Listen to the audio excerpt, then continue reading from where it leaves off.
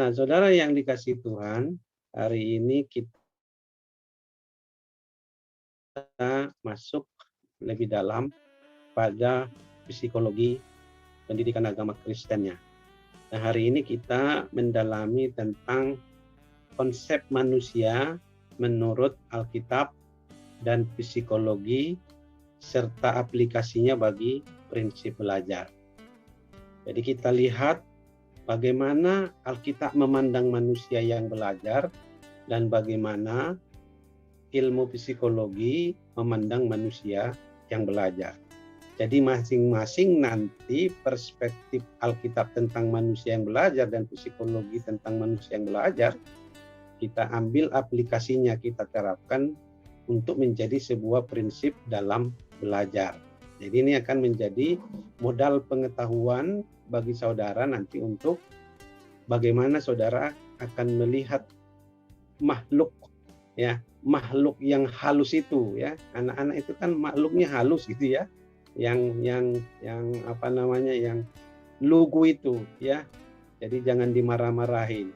Jadi supaya Anda mampu memperlakukan anak-anak itu, maka Anda harus tahu ya bagaimana pandangan Alkitab terhadap anak yang ada di depanmu itu dan bagaimana pandangan psikologi tentang anak yang ada di depanmu itu, sehingga Anda tahu bagaimana cara untuk membelajarkan mereka atau mendidik mereka sehingga mereka memiliki pengetahuan. Nah, melalui pemahaman materi kita hari ini, pengetahuan Anda terbentuk dan kemudian Anda menjadi terampil ya dalam mengaplikasikannya dalam konteks mendidik anak, baik di sekolah maupun di gereja. Nah, kemudian saudara yang dikasihi Tuhan, sebenarnya ada banyak buku psikologi pendidikan dan psikologi belajar ya yang dapat menolong kita bagaimana memahami cara belajar manusia serta menerapkannya bagi tugas pembelajaran. Namun demikian, pada umumnya teori itu muncul dari asumsi bahwa manusia pada dasarnya baik. Jadi buku-buku psikologi ya lahir dari asumsi ya atau dari praduga atau dari sebuah pandangan di mana manusia yang belajar itu pada dasarnya baik dan mereka dipahami juga merupakan buah dari evolusi. Nah, Anda bisa jadi mengerti kan?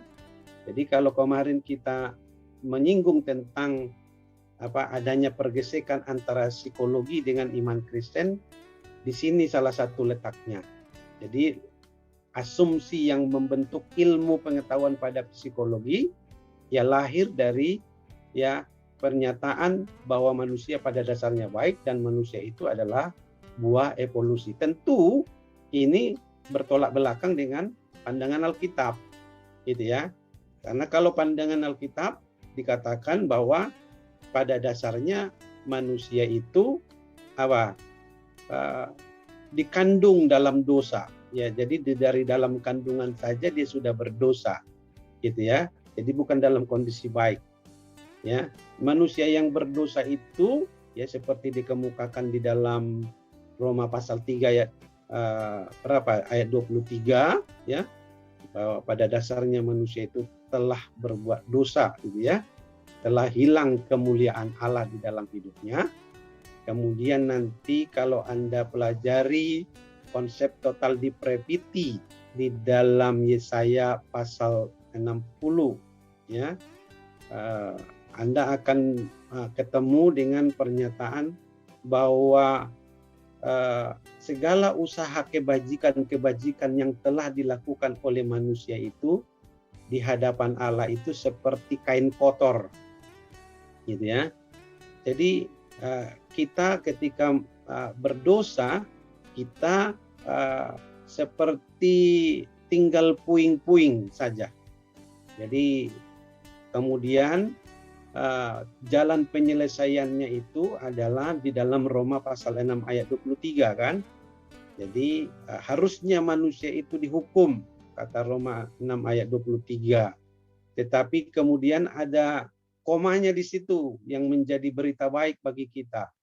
Tetapi kasih karunia Allah ialah hidup yang kekal di dalam Kristus Yesus Tuhan kita.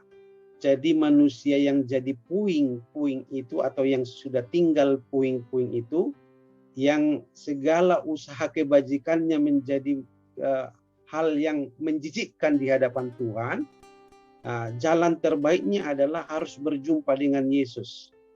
Sehingga ketika dia berjumpa dengan Yesus, beriman kepada Yesus, menerima Yesus sebagai Tuhan dan Juru Selamatnya, maka terjadi kelahiran baru, ya, newborn.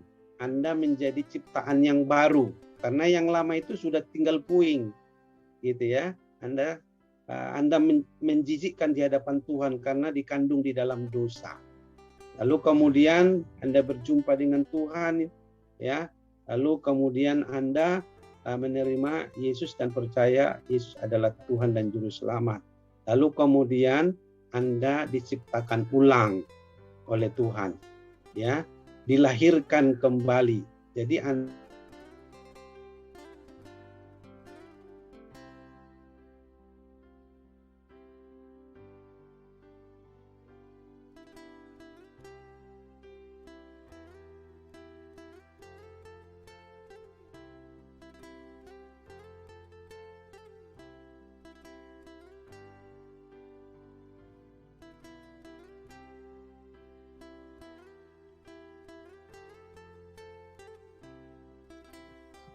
Oke.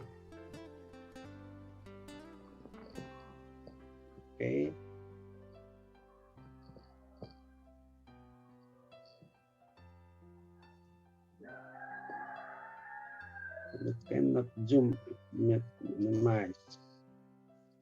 Oke. Saya kembali harus share screen.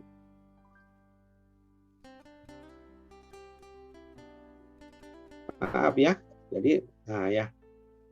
Kita kembali lagi. Nah, kemudian saudara yang dikasihi Tuhan, dengan pendekatan behavioristik, ya, behavior. Teori belajar dirumuskan dari percobaan terhadap binatang. Ini pula lagi, ya, menjadi penyebab terjadinya pergesekan antara iman Kristen dengan psikologi. Karena dalam pendekatan behavioristik itu, ya, teori-teori belajar dirumuskan dari percobaan terhadap binatang. Misalnya anjing, burung, dan lain-lain. Jadi perilaku-perilaku binatang yang diuji kemudian jadi disimpulkan menjadi perilaku manusia. Nah, ini persoalan beratnya. Nah, dengan pendekatan kognitif, teori belajar dikembangkan dari pemahaman bahwa manusia memiliki pikiran atau otak yang mempengaruhi sikap dan perilakunya, ya. Jadi segala sikap dan perilaku manusia itu terbentuk pada apa yang dia pikirkan, apa yang dipikirkan. Nah, kalau dari sisi sini sedikit ada persinggungan nilai kebenarannya dari firman Tuhan, ya. Kalau Anda pergi ke dalam kitab Yakobus, ya kan, dosa itu bermula dari rancangan di dalam pikiran, ya, kemudian direspon oleh hati, lalu diperintahkan ke segenap seluruh tubuh, lalu terjadilah perbuatan dosa. Kan begitu kalau kitab Yakobus, ya. Selanjutnya dengan pendekatan humanistik, teori belajar dikembangkan dari pengertian bahwa manusia mempunyai kebutuhan seperti fisiologis, ya. Jadi jadi ini pendekatan psikologi humanistik.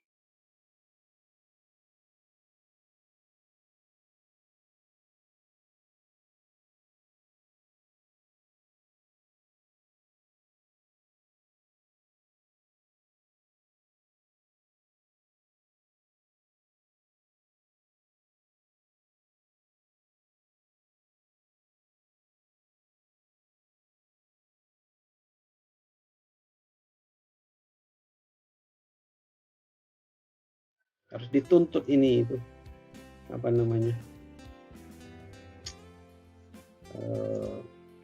Telkomsel ini, ya.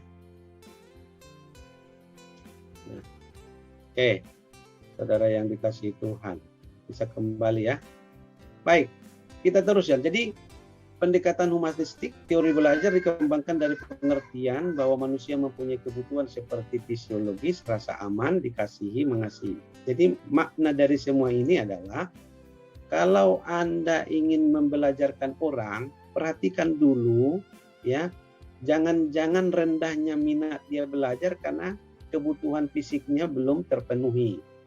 Contohnya di dalam fisik itu, kebutuhan fisik itu adalah kebutuhan nutrisi. Kalau gizinya rendah, bisa saja dia ngantukan di kelas, gitu kan? Ya, atau kemudian minatnya rendah dalam belajar, sehingga banyak tugas-tugas sekolahnya yang tidak tidak diselesaikan. Atau mungkin saja bukan karena makanan di rumahnya tidak bergizi, tapi pola makan anak. Contohnya dia senangnya makan cilok doang gitu ya. Pagi sarapannya cilok, siang makannya cilok gitu ya. Kemudian malamnya basreng gitu ya. Nah kira-kira begitu. Ya nggak ada vitamin ya, nggak ada gizinya. Ya, atau tambah lagi cemilannya kerupuk gitu ya. Nah, minumnya micin gitu, bisa saja kan. Nah, kemudian itulah hal-hal seperti itu mempengaruhi pada fisik dan selanjutnya mempengaruhi pada minat belajar. Kemudian juga bisa terjadi karena rasa aman, tidak termenuhinya kebutuhan rasa aman. Jadi kalau anak selalu diancam gitu ya, jadi dia hanya tinggal mengawas-awasi kapan ancaman ini datang, kapan ancaman ini akan direalisasikan. Sehingga disuruh belajar dia selalu terngiang akan ancaman itu. Awas ya, kalau kamu tidak selesaikan ya, ibu guru sama dengan di orang tua kan begitu, diancam. Nah, kemudian juga berpengaruh pada faktor kasih ya, bagaimana dia diterima dan bagaimana dia bisa menerima orang lain. Nah gini, lalu kemudian bagaimana rasa memiliki dan aktualisasi diri gitu ya. Kadang-kadang ada guru yang sulit dijangkau ya oleh peserta didik. Mau dekat sih, cuman berapa meter dari mejanya, tapi sulit dijangkau. Ada keengganan biasanya. Ada keengganan. Anda ingin bertanya, tapi Anda merasa enggan. Ya. Padahal mungkin 1, 2, 3 baris mejanya. Ya. Tapi karena si guru itu memasang tembok yang tak terlihat. Ya, seperti mudah marah, seperti merendahkan. Contohnya kalau ditanya guru itu aja kamu tidak tahu. Nah, gitu kan? Itu seperti tembok yang tak terlihat. Jadi tidak ada rasa aman pada diri anak itu. Ya, tidak merasa memiliki, dia tidak merasa memiliki gurunya dan gurunya tidak merasa memiliki dia. Nah, ini. Jadi faktor-faktor ketidakberhasilan anak dalam belajar dipengaruhi hal-hal seperti itu. Nah, kemudian lebih lanjut lagi kita melihat sebagai orang Kristen, tentu kita percaya kepada Alkitab.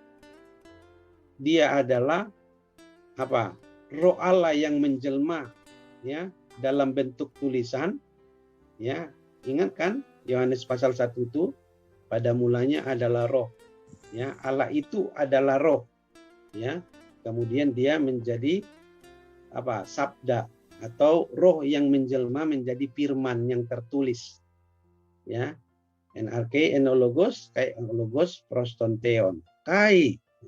Dia sudah jadi firman. Kai belum berhenti Allah itu menjelma di dalam firman yang tertulis. Ya, firman yang tertulis itu menjelma menjadi Allah, menjadi manusia sama seperti kita. Nah, gitu ya. Nah, kita sih harusnya mempertimbangkan penjelasannya mengenai manusia. Kalau menurut psikologi belajar, pada umumnya manusia memiliki tubuh, pikiran, emosi, dan jiwa atau yang disebut dengan soul Tetapi menurut Alkitab, manusia juga memiliki hati. Tentang pendapat teori psikologi terhadap manusia ya memiliki tubuh, pikiran, emosi dan jiwa atau soul ini, itu di dalam Alkitab setuju.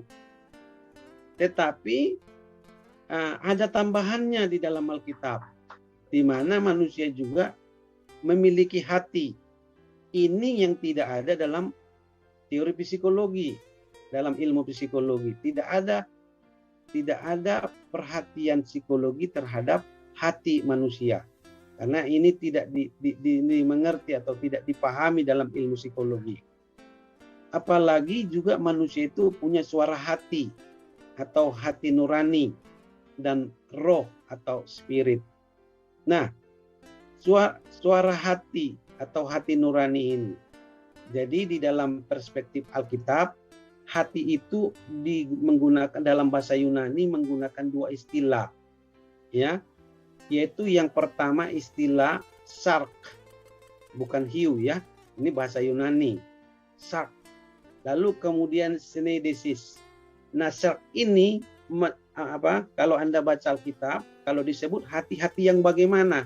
Apakah hati yang disebut dalam istilah pemakaiannya sark atau hati yang dalam pemakaiannya synedesis? Kalau dia sark itu menunjukkan ke dalam manusia yang lama. Jadi hatinya buas seperti binatang. Ya, tidak ada belas kasihan, tidak ada kepedulian terhadap orang lain dan segala macam. Ya, senangnya melukai. Jadi kalau ada Anda lihat manusia ya sukanya melukai hati orang lain ya seperti itu, dia memiliki hati yang sak. Manusia masih dimiliki oleh manusia yang lama. Tetapi hati yang kedua yang digunakan dalam istilah Yunani itu synedesis adalah hati yang telah diperbaharui di dalam Yesus Kristus. Hati yang diperbaharui di dalam Yesus Kristus. Nah, hati yang diperbaharui di dalam Yesus Kristus inilah ya yang kemudian patut membentuk namanya suara hati. Jadi suara hati menjadi suara Tuhan. Suara Tuhan menjadi suara hati. Begitu ya. Ya. Jadi kalau disebut suara Tuhan adalah suara hati, yaitu hati yang synedesis. Hati yang telah dibaptis di dalam Yesus Kristus. Hati yang telah diciptakan baru di dalam Yesus Kristus. Jadi kalau orang belum percaya Yesus, dia tidak boleh dikatakan suara hatinya sebagai suara Tuhan. Ya, suara hatinya disebut sebagai suara Tuhan. Nah, kemudian saudara yang dikasihi Tuhan, menurut Alkitab juga ketika manusia belajar, semua aspek baik tubuh, pikiran, emosi, dan jiwa, serta hati, suara hati, dan roh ini, semuanya itu aktif dan saling terkait satu sama lain. Jadi sepaket. Nah, kemarin Pak Junior bilang kalau psikologi itu melihat bagian-bagiannya saja, mempelajari bagian-bagiannya saja tentang manusia itu. Tetapi kalau dalam teori belajar menurut perspektif Alkitab, manusia yang belajar itu tidak boleh dipisah-pisah. Ya, yang belajar itu bukan hanya tubuhnya, bukan hanya pikiran, bukan emosi, bukan jiwa, bukan hanya hatinya saja, bukan hanya suara hatinya, bukan hanya rohnya, tapi kesemuanya aktif dan kesemuanya saling terkait satu sama lain. Ya. Jadi saya berharap Anda ketika mendidik orang, persiapkan dulu fisiknya, ya, nutrisinya, kesiapan tubuhnya dalam belajar. Sudah ada belum nutrisinya? Makanya kalau Anda lihat di PAUD atau di TK, itu kan selalu ada diajarkan makan makanan 4 sehat 5 sempurna. Gitu ya.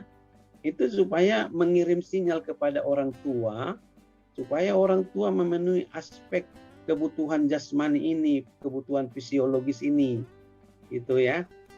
Nah, di beberapa sekolah Ya, tapi terlebih kalau sekolah swasta ya. Kalau sekolah swasta biasanya makan siangnya atau bekal siang yang dibawa dari rumah itu biasanya dicek oleh gurunya. Apa saja yang disediakan oleh orang tua untuk menjadi bekal. Nah, biasanya rata-rata yang paling tren disediakan oleh orang tua adalah mie goreng biasanya, ya.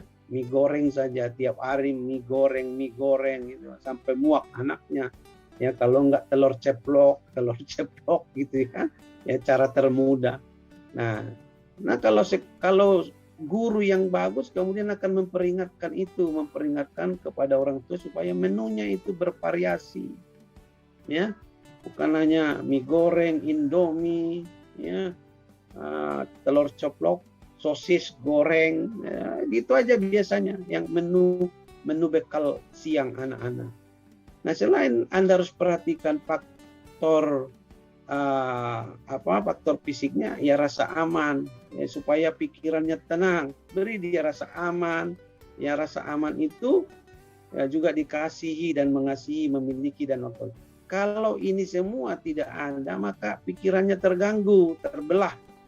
Satu sisi dia harus memikirkan tentang kebutuhannya ini yang belum terpenuhi, satu sisi dia harus diminta konsentrasi dalam belajar. Jadi terpecah pikirannya, makanya tidak maksimal dalam belajar. Termasuk nanti emosi dan jiwanya juga menjadi terpengaruh. Nah, saudara yang dikasihi Tuhan, lebih lanjut kita lihat. Untuk lebih jelasnya, marilah kita pertimbangkan sejumlah informasi Alkitab mengenai siapa dan apa manusia itu. Ya, perhatikan Kejadian 1 ayat 26 sampai dengan 27. Informasi tentang manusia yang belajar itu kita temukan penjelasannya bahwa manusia adalah ciptaan Allah yang membawa rupa dan gambarnya. Jadi saudara dan saya yang belajar itu adalah imago Dei, ya, imago Dei. Nah, manusia yang imago Dei adalah manusia yang membawa rupa dan gambar Allah. Jadi kalau Allah berpribadi, maka manusia juga berpribadi. Allah memberikan berbagai potensi dalam diri manusia. Dalam hal ini seperti kemampuan berkomunikasi, berpikir, merasakan, juga berbuat agar mempermuliakan Dia. Nah, semua hal-hal ini disediakan Allah, semua potensi ini disediakan Allah, tujuannya adalah untuk mempermuliakan Allah. Nah, alat untuk mempermuliakan Allah, hal-hal ini digunakan dalam konteks belajar. Jadi tidak ada cara terbaik yang dapat mempermuliakan Allah selain dalam belajar. Belajar tentang Allah itu sendiri. Belajar tentang dirinya sendiri sebagai manusia ciptaan Allah. Belajar tentang alam semesta yang adalah ciptaan Allah itu juga. Nah, kalau itu terbentuk, ya, maka Anda akan mampu memperlakukan orang yang belajar di hadapan Anda atau siswa yang belajar kepada Anda itu dengan baik. Dan ternyata mereka adalah gambar dan rupa Allah yang sama posisinya dengan saudara dan saya. Jadi jangan menganggap bahwa kalau guru itu lebih hebat dari muridnya, itu salah. Ya. Jadi kalau teori belajar dalam perspektif Alkitab harus lahir dari pemahaman bahwa saudara dan murid saudara itu sama-sama pembawa gambar dan rupa Allah. Rupa dan gambar Allah. Ya. Yang membedakannya adalah yaitu ada nilai tambah pada diri masing-masing. Ya, potensi dasarnya ada. Nah, tetapi dalam konteks belajar potensi itu berkembang. Ya, potensi itu berkembang sehingga kemudian Anda mampu mempermuliakan Allah. Jadi belajar bukan untuk menyombongkan diri. Belajar bukan untuk memegahkan diri, tapi belajar justru untuk mempermuliakan Allah. Cara-cara terbaik mempermuliakan Allah adalah ya menempatkan Allah sebagaimana mestinya. Ya, melakukan kehendak Allah, hal-hal yang disukai Allah dan berbagai macam halnya. Itu satu penjelasan Alkitab tentang manusia yang belajar. Jadi pembawa gambar dan rupa Allah. Jangan rusakkan. Kalau Anda membinatangkan, mengeluarkan kata-kata kasar, melukai hatinya, Anda merusak gambar Allah di dalam dirinya. Ya, Anda merusak gambar rupa dan gambar Allah. Kalau jangan body shaming, ya, body shame. Jangan mempermasalahkan tubuhnya. Kalau dia kegemukan, kalau dia kekurusan, ya jangan Anda permasalahkan. Kalau di barat Anda bisa dituntut itu. Ya. Kalau Anda pergi ke barat lalu Anda katakan ketemu ya, contohnya saya ketemu sama Widi. Widi, kamu sekarang terlihat kurus. Widi bisa memenjarakan saya. Nah, kalau di Indonesia ini kan jadi candaan, tertawa-tertawa. Tapi kalau di barat ini berbahaya. Jangan sekali-sekali singgung ya body shaming. Ya. Jangan kritiki tubuh orang. Kamu sekarang tampak lebih gemuk ya, bisa masuk penjara Anda itu. Ya. Nah, yang boleh itu. Ya. Jadi hal-hal seperti itu lahir dari pemahaman bahwa manusia adalah pembawa sang imago Dei, pembawa gambar dan rupa Allah. Jadi coba pikirkan diri Anda sejenak. Berhentilah mencari nilai. Ya, seperti sistem nilai yang terbentuk pada dunia ini. Ya, bahwa Allah tidak menerima kita karena kita suaranya melengking seperti Marilyn Monroe. Ya, melengking seperti Lestari dan segala macam, saya kurang. Nah, saya pikir bukan itu yang mendasarinya. Yeah. The best of value in yourself is pikiranmu tunduk kepada apa yang dikatakan oleh firman Allah bahwa Anda adalah sang imago Dei, pembawa gambar dan rupa Allah. Menghina orang, menghina penciptanya. Ya, menghina orang, menghina penciptanya. Tuhan bilang segala sesuatunya sudah baik. Ya, lalu Anda protes ketika orang Anda lihat tidak seperti yang Anda inginkan.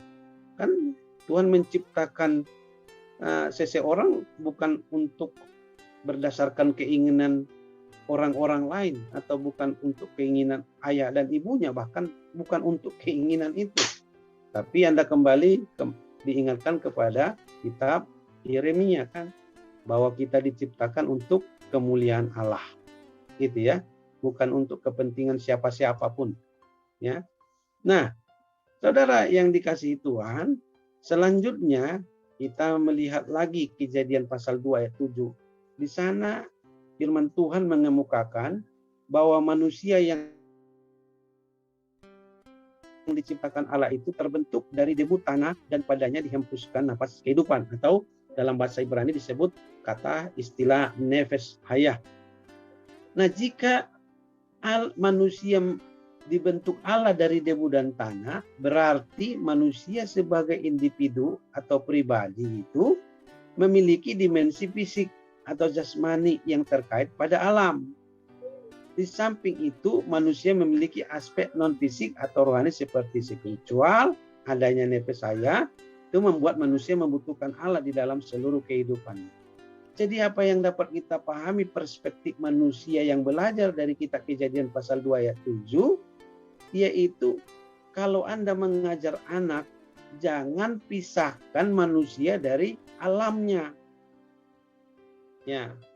Jadi contohnya kita yang terikat dari alam dalam belajar, contohnya di dalam alam itu tersedia penerangan.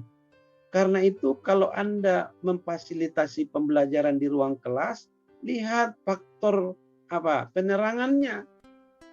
Jangan-jangan selama ini dia tidak berprestasi karena apa? Terganggu penglihatannya. Terganggu penglihatannya, tidak ditolong oleh pencahayaan dalam ruangan yang baik. Atau mungkin dia tidak mendapatkan oksigen yang semestinya. Kan Anda kadang sekolah itu seperti penjara dibangun, ya begitu keluar dari pintu tampak tembok, ya kan? Nah, kemana jalan tembok, di mana jalan tembok, tidak ada apa namanya keasrian, ya, tidak ada pohon-pohonan yang mensuplai oksigen ke dalam kelas, ya, bahkan ventilasinya juga terbatas, ya, karena apa? Karena ruangan itu menggunakan AC, contohnya begitu, ya. Jadi bisa saja dia tidak berprestasi ya, karena asupan oksigen menjadi kebutuhan yang melekat pada tubuhnya itu tidak terpenuhi, ya, tidak terpenuhi. Itu contoh-contoh yang perlu kita perhatikan dalam perspektif kejadian 2 itu. Lihat, manusia terbentuk dari debu dan tanah, ya. Lalu kemudian ya debu dan tanah itu tidak menjadi apa-apa. Anda kasih ruangan yang bagus, ya, Anda kasih pencahayaan, Anda kasih oksigen yang bagus, Anda sediakan gizi yang bagus untuk memenuhi aspek debu dan tanah ini, tapi Anda tidak memenuhi kebutuhan aspek rohani. Perhatikan, debu dan tanah itu baru menjadi sesuatu yang bernilai di hadapan Tuhan ketika Tuhan mengembuskan napas kehidupan. Tanpa inilah yang membedakan kita dari makhluk yang lain. Makhluk lain diciptakan dengan Allah berfirman. Tetapi kalau saudara dan saya tidak diciptakan dengan Allah berfirman, tapi diciptakan dengan apa? Kedua belah tangan Tuhan ya bekerja membentuk debu dan tanah itu, ya kan? Membentuk menjadi manusia, sudah terbentuk debu dan tanah itu seperti kita yang tubuh kita yang sekarang, ya. Selanjutnya baru memiliki makna yang baik ketika apa? Ketika dihembuskan napas kehidupan. Artinya di dalam diri saudara itu ada unsur material dan ada unsur yang ilahi. Jadi satu sisi Anda adalah manusia yang terbentuk dari alam semesta ini, ya, dari unsur-unsur alam semesta ini, tapi satu sisi Anda ada unsur ilahinya. Anda ada unsur ilahinya. Jadi saudara dan saya dalam konteks belajar harus memenuhi aspek ini. Ya, jadi anak disuplai dengan seluruh kebutuhan-kebutuhan aspek-aspek jasmania yang hebat, tapi tidak dikaitkan dengan Tuhan, maka dia tidak cerdas. Dia tidak akan cerdas, ya. Dia tidak akan berprestasi atau mencapai prestasi yang gemilang. Itu maksud saya. Karena apa? Dalam proses pembelajaran, manusia itu tidak dikaitkan aspek kebutuhan rohaninya dengan, ya, aspek kebutuhan rohani ini terhubung dengan Allah pencipta. Jadi yang menghidupkan manusia itu apabila rohani itu di-charge, ya, di-charger kembali dengan cara menghubungkan manusia itu dengan Allah. Jadi itu sebabnya faktor doa dalam proses pembelajaran sangat penting. Faktor firman Allah diperbincangkan dalam proses pembelajaran sangat penting. Dalam ranah apa? Memenuhi aspek kerohanian peserta didik. Itu ya. Jadi rohani Anda itu yang adalah unsur bagian yang ilahi yang dari Allah itu akan hidup kalau dia dihubungkan dengan Allah, dihubungkan dengan Allah melalui doa dan melalui sabdanya. Jadi adanya nefes haya itu membuat manusia membutuhkan Allah di dalam seluruh kehidupannya. Jadi begini ceritanya, ya, tentang nefes haya itu. Sekalipun tidak ada orang yang menginjili seseorang, tapi orang itu bisa percaya Yesus. Mengapa bisa terjadi? Mengapa bisa terjadi? Karena di dalam diri manusia itu ada roh Allah. Roh Allah yang ada pada kita itu melalui nefes haya itu pada dasarnya adalah, ya, cara yang dipakai Allah untuk apa? Membawa manusia itu datang kepada Allah. Ya. Jadi seperti Anda kalau lahir dari mana? Contohnya gitu ya. Contohnya Iwan gitu ya. Lahir di NTT, pada begitu lahir dia di NTT, kemudian dia dibawa ke Jerman. Jadi waktu dia lahir kan dia tidak tahu. Kemudian berpuluh-puluh tahun kemudian dia merasa aneh. Ya, meski di Jerman keluarganya yang di Jerman mengadopsi dia atau membawa dia, mengakui bahwa dia adalah bapak dan ibunya, tetapi dia tetap akan merasa aneh. Ya, akan merasa aneh seperti ada bapak saya dan ibu saya. Ya, kenapa itu? Karena apa?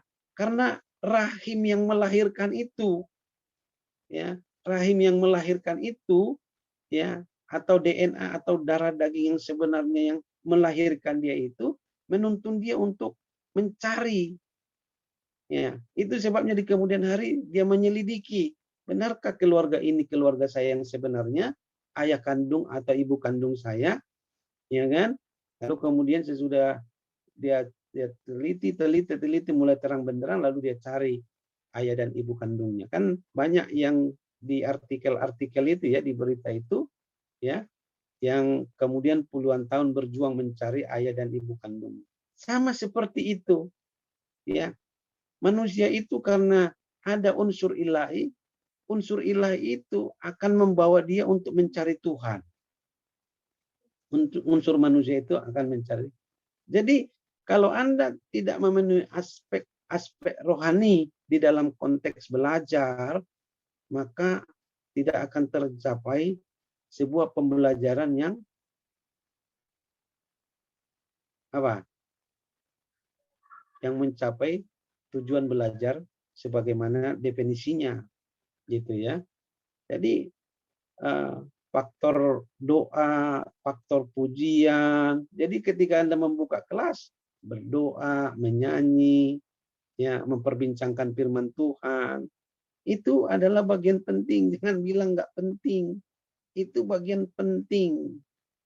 Nah, gereja kita hari ini, ya, kalau Pak Pendetanya suka membacakan satu ayat, tapi tidak menggali firman Tuhan itu. Jadi bukan firman Tuhan itu yang dibunyikan, tapi yang dibunyikan itu adalah apa? Aspek-aspek psikologis, kebutuhan-kebutuhan jasmani, fisik dan segala macam. Rasa aman, tenang. Jadi contohnya bagaimana menjadi diberkati, banyak harta dan segala macam, ya. Nah, ini masalah besar. Jadi teks yang dibaca itu tidak tuntas, bukannya digali, ya, ya, bukannya dijelaskan, tapi malah yang lain yang dijelaskan. Jadi ayat firman Tuhan itu hanya sebagai apa? Pendukung saja, pendukung saja. Padahal yang dibutuhkan orang bukan itu, ya. Nah, satu hari ada pengusaha, ya, satu gereja, saya nggak mau sebut gerejanya, nanti marah gerejanya. Nah, tiap hari bicara tentang apa, bagaimana diberkati Tuhan, bagaimana bisnisnya supaya semakin maju gitu ya. Lama-lama pengusaha itu datang ke saya, Pak Jun, saya muak di gereja ini. Kenapa? Kalau masalah kaya, mas saya sudah kaya, Pak, katanya. Saya datang sini mau cari firman Tuhan, bukan cari khotbah yang model-model begini. Itu harta saya melimpah, Pak Jun, gitu ya. Banyak harta saya, ya. Tapi khotbahnya kok seperti ini. Yang khotbah juga kalau dia kaya, ya. Pengkhotbahnya kan nggak pernah kaya. Dia mengkhotbahkan tentang kekayaan, tapi dia tidak punya kekayaan nantinya. Nah, bahaya ini, pengusaha aja tahu, ya. Jangan khotbah-khotbah berkat melulu. Yang dicari Allah manusia itu bukan selalu itu. Itu adalah salah satu bagian yang diperlukan, tapi bukan selama-lamanya itu. Ya, dari Januari, Desember sampai Desember khotbahnya berkat, ya, berkat. Kapan mengkhotbahkan tentang tanggung jawabnya tentang alam semesta?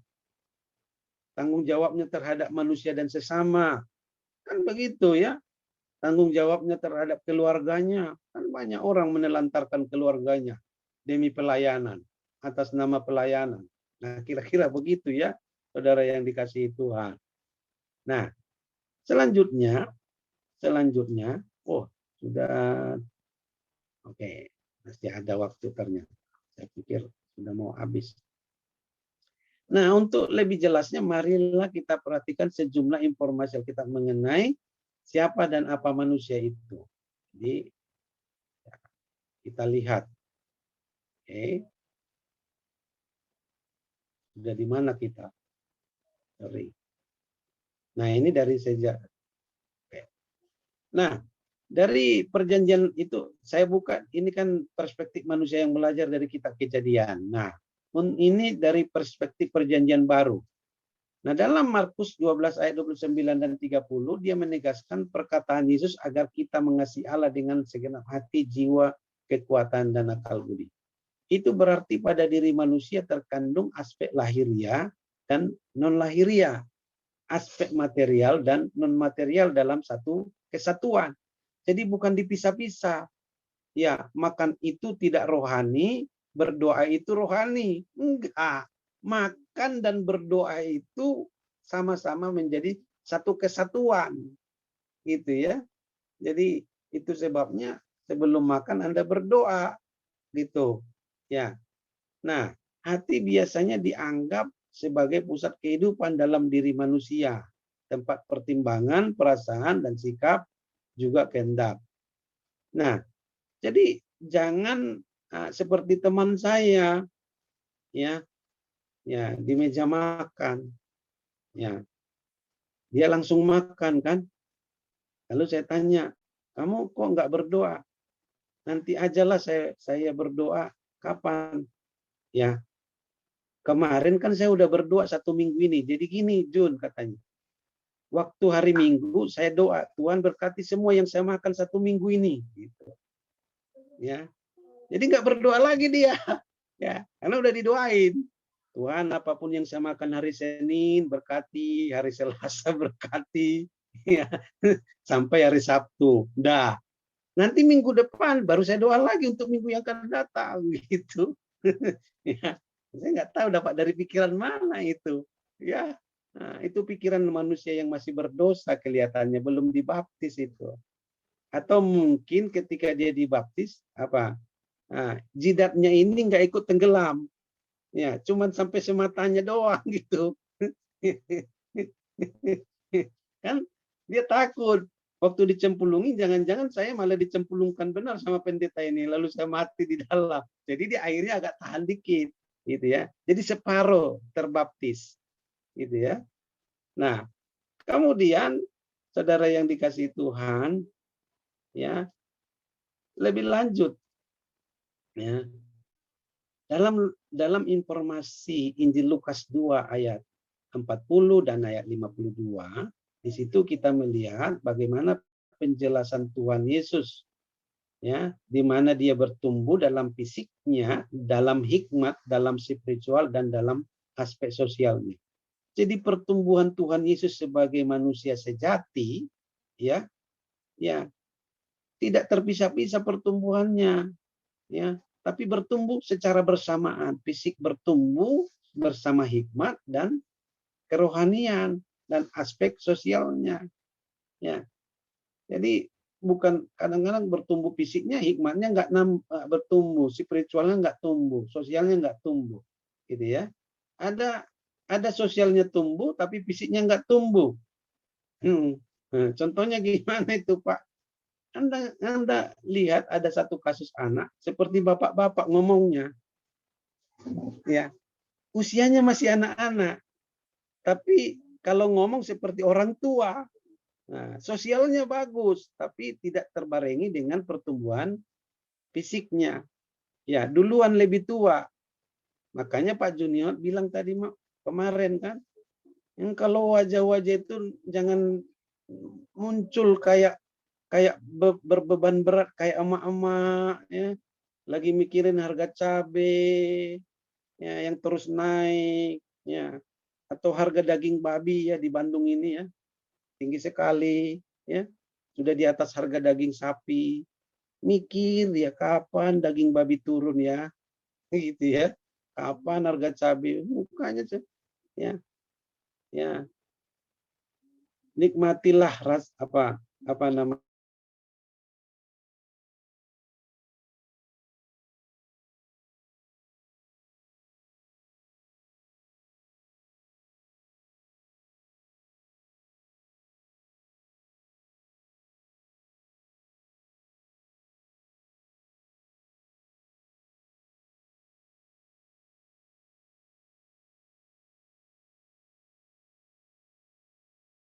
diceramain seperti anak-anak. Nah, di situ yang sering terjadi. Ya, kan sering sekali ya ngajar anak sekolah minggu. Anak-anak, jangan lakuin lagi ya kalau Pak Junior. Mari kita kunci mulutnya, kunci. Buang, nah, digembok. Buang kuncinya, buang. Terus kemudian ketika gurunya, kemudian guru sekolah minggu bertanya, nggak dijawab, dia marah, dia lupa. Karena kuncinya, kunci gembok mulutnya apa? Udah dibuang. Itu loh. Dia yang nyuruh digembok, dia yang marah ketika ditanya nggak dijawab. Ya, ini gimana ini guru sekolah minggu ini? Ya, ya cari dulu dong kuncinya, buka gemboknya, nanya baru dijawab. Anda kok kemudian kepahitan jadi guru sekolah minggu? Anak-anak kalau ditanya nggak bisa jawab. Bukan anak itu yang salah, Anda yang salah. Gembokin mulut anak-anak kok. Waktu nanya ya nggak bisa jawabnya. Nah, jangan lakuin ini. Ya, anak-anak diam. Dia nggak bisa diam karena dia apa? Dia anak-anak. Ya, Anda nikmati ributnya dia itu.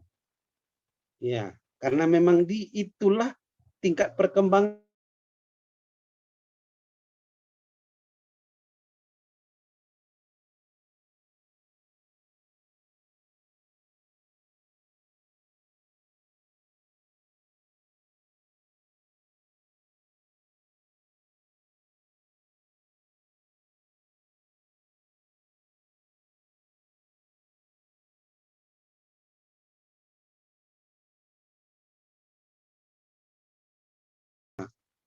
Ya, contohnya gimana Pak? Perlakuan yang salah terhadap orang dewasa. Oh, Anda lagi melayani.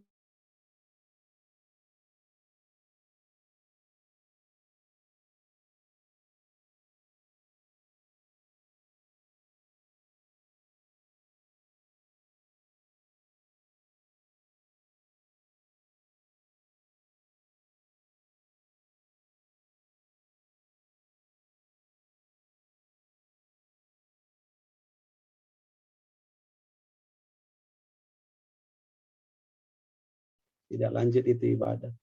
Ya, langsung dikirim ke Immanuel ke rumah sakit untuk dibuatkan akte kematiannya. Jangan Anda buat ibadah mengirim orang langsung ke surga ya. Jangan dulu. Gitu Iya, ya. Pak. Oke. Jadi saya harap Anda manusia yang elegan dalam mendidik. Jadi gini, perlakukan anak sesuai tingkat perkembangan usianya. Perlakukan manusia yang Anda didik sesuai dengan tingkat perkembangan usianya.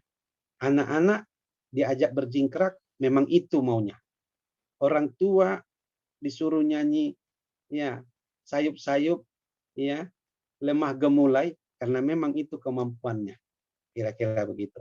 Ya. Nah, lebih lanjut. Nah, 1 Tesalonika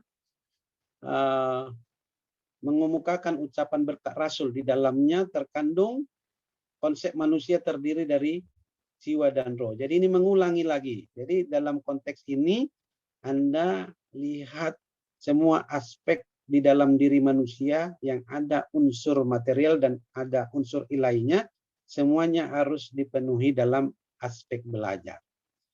Nah, Ruth Becik dalam tulisannya A Biblical Psychology of Learning mengemukakan bahwa dalam Alkitab terdapat 800 lebih istilah hati. Ya. Sedangkan pikiran hanya sekitar 80 kali. Jadi itu berarti hati sangat sentral dalam kegiatan belajar. Jadi ini kuncinya, ya. Menyiapkan hati dalam belajar, karena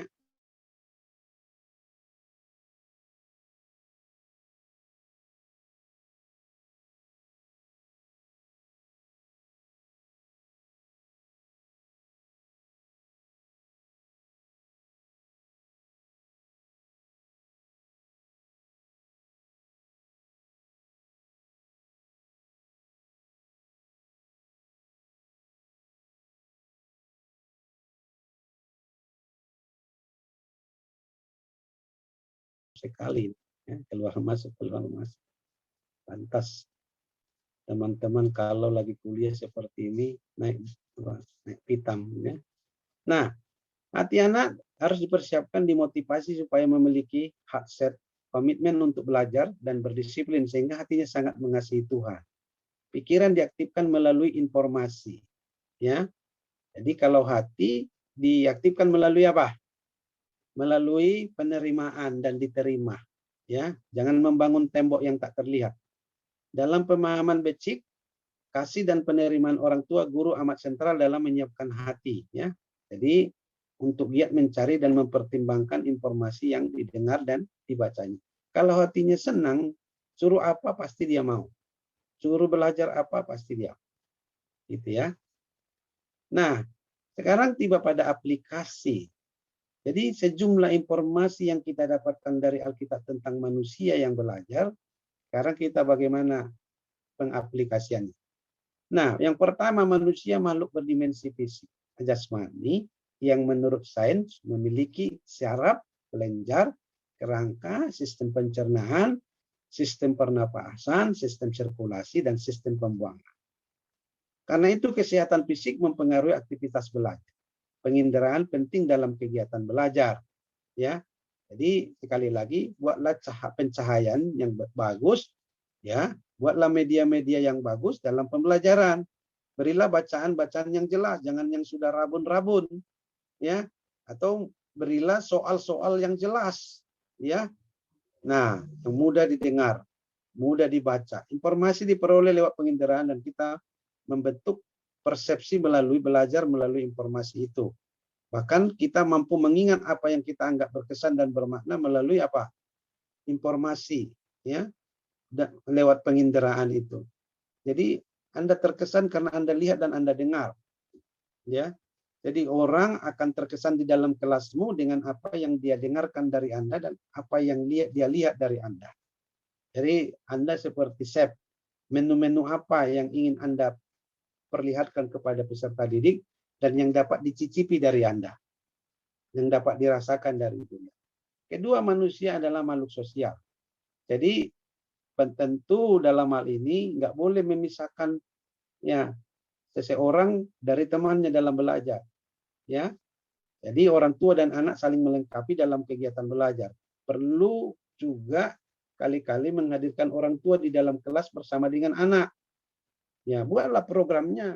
Mungkin dalam satu semester bisa 2 kali, di awal semester dan di akhir semester, atau bisa 3 kali, di tengah semester tambah 1 kali lagi. Kan bisa, asik kan kalau kita melihat bagaimana ibu bapak kita belajar bersama dengan kita di dalam kelas. Ya. Nah, jadi keluarga merupakan komunitas primer dalam pembentukan manusia belajar dalam memenuhi aspek kebutuhan sosial.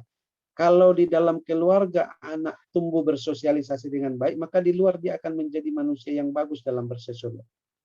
Jadi kalau ada anak sosialnya sulit atau sosialnya bermasalah, sulit berteman dengan orang lain, itu mungkin faktor bentukan dari keluarganya. Ya. Nah, dalam perjanjian baru, komunitas orang percaya atau gereja sangat ditekankan dalam rangka pembelajaran, yaitu iman bertumbuh dalam interaksi manusia dalam komunitas. Jadi kalau Anda baca kitab Amsal, pedang ditajamkan atau besi ditajamkan oleh sesama besi. Manusia itu ditajamkan oleh sesamanya. Jadi konteks manusia belajar tidak boleh, ya, memisahkan anak-anak satu dengan yang lain. Nah, ini catatan penting, ya. Karena ada beberapa sekolah yang membuat sekolah khusus untuk anak perempuan dan sekolah khusus untuk anak laki-laki. Ini berbahaya. Kenapa demikian? Karena laki dan perempuan harus sama-sama duduk di dalam kelas. Anak laki-laki ingin belajar dari anak perempuan. Anak perempuan ingin belajar dari anak laki-laki. Jadi kalau ada kelas yang hanya terdiri satu jenis kelamin, perempuan saja, maka dia kehilangan, ya, informasi. Padahal lelaki akan menjadi bagian dalam kehidupannya. Ya, Saya tidak percaya kalau Marta kemudian ingin hidup berselibat, ya kan? Ya, karena kalau itu dia akan jadi suster gitu ya, belajarnya di seminari Katolik, ya kan? Nah, bayangkan di SMP dia dididik bersama perempuan, padahal nanti ujungnya dia akan hidup bersama laki-laki, anak orang lain, nggak tahu itu. Ya, Lydia ya. Ya. Kita tidak tahu anak orang lain di mana itu yang akan jadi teman hidupmu itu, ya kan? Ya kan Iskia ya? Anak orang lain mana itu wanita yang menjadi teman hidupmu itu? Ya, ada yang sudah nyampe, ada yang abstrak ya. Di mana ini? Masih dalam doa gitu ya.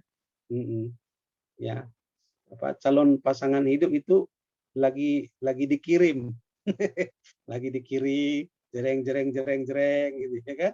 Tapi ada yang sudah ada. Tapi yang sudah ada itu ragu-ragu, putus nggak ya, putus nggak ya, gitu. Ya, ada yang putus nyambung kayak sinyal saya ini hari ini. Gitu. Nah, kira-kira gitu ya. Selanjutnya, jadi ketiga, manusia adalah makhluk alam. Nah, ini sekali lagi ya, manusia harus terhubung dalam alam. Ya, kadang-kadang kan perlu karya wisata, ya. Mengapa kita buat kebaktian Padang, retreat, ya, perlu kemudian karya wisata. Bukan karena memang maunya guru pengen senang-senangan itu, memang karena untuk memenuhi aspek kebutuhan manusia yang terhubung dengan alam semesta. Manusia harus belajar dari alam semesta. Ya. Nah, kemudian selanjutnya ya. Keempat, manusia itu adalah makhluk rasional. Pikiran, akal budi harus digunakan bagi kemuliaannya. Belajar merupakan aktivitas bernalar. Jangan hanya ngajarin perasaan tok. Ya, di gereja itu banyaknya nggak perlu lah, nggak perlu pintar, perlu otak itu. Jangan hanya ngeroh, gitu ya. Ngeroh boleh, tapi jangan titik beratnya keseimbangan, gitu loh. Peran Anda dan peran Roh Kudus kan bagus kan.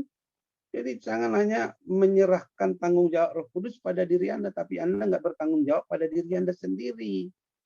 Firman Tuhan yang disampaikan juga mendorong orang untuk menjadi mengerti firman Tuhan. Ya.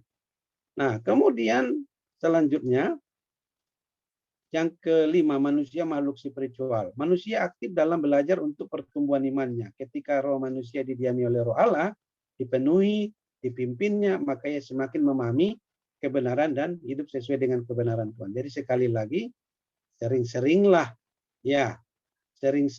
membunyikan firman Tuhan, sering-seringlah mendoakan. Jadi yang dapat kita lakukan di sini, guru jangan lupa mendoakan muridnya satu persatu. Di dalam doa-doa pribadimu itu, seperti Pak Junihot ini, ngajar Anda.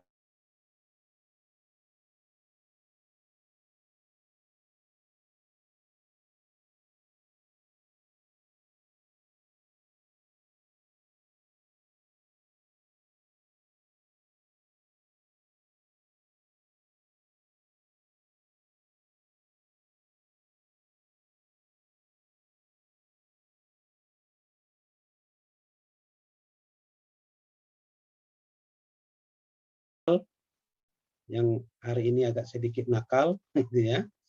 Maka kita berhenti sampai di sini. Ada pertanyaan? Kalau ada pertanyaan masih tersisa waktu ya mungkin 2-3 menit lagi sebelum persiapan Anda masuk chapel ya. Ada pertanyaan? Nggak sampai di sini?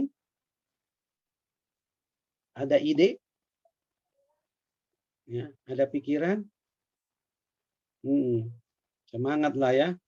Saya lihat ya harapan itu ada kalau saya lihat di muka Anda itu ada senyumnya, smile, gitu ya. Tapi kalau yang saya lihat itu seperti mikirin bawang putih, bawang merah, ya, cabai, ya, nah itu masa depan suram itu namanya.